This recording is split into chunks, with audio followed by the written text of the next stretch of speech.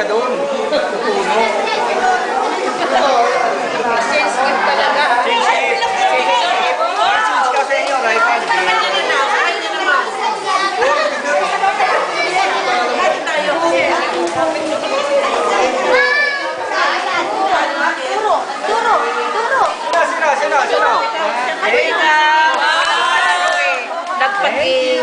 Nagpagay. Wow. Bananas.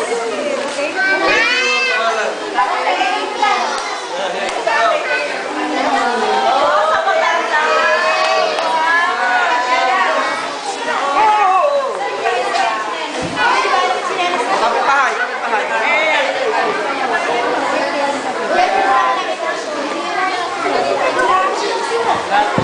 Hawakan nyo. Sino? Thank you. Dito.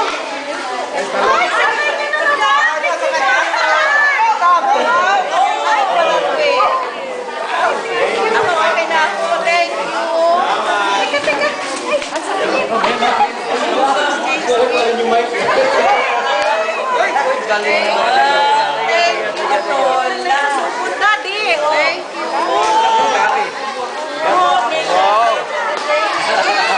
Oh, Ay, thank you.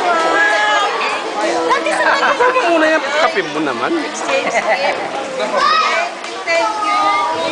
Thank you. Oh, thank you. Papaya. Ay, Oh, yan. Thank you. Sugar. Thank you.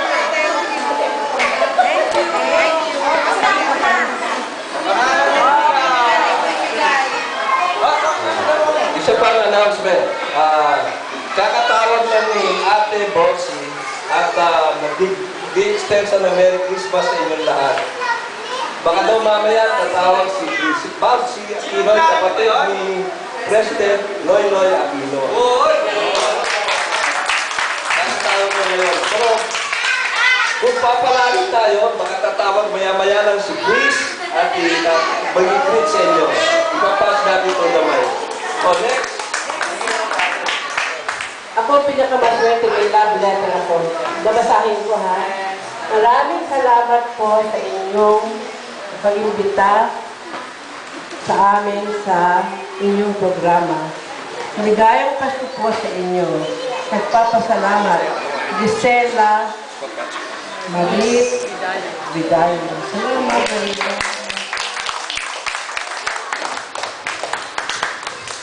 Sandali ha, sandali. Hindi ako magpamagic at kukunin ko lang sila.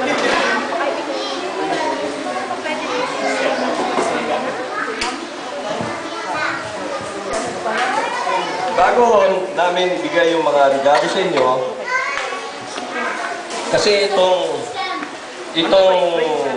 kapitbahay movement, kaya kami na tawag dito na inspired.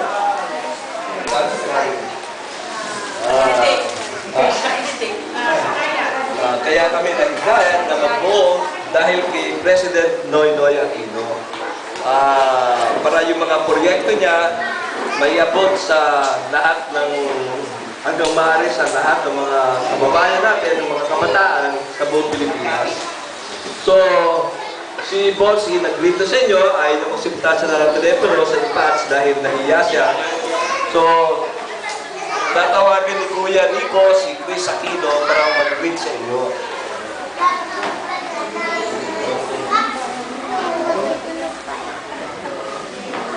Sige, bro, tuloy muna natin. Meron tinatawagan ni Kuya Nico mag-gift giving tayo. Tawag dito,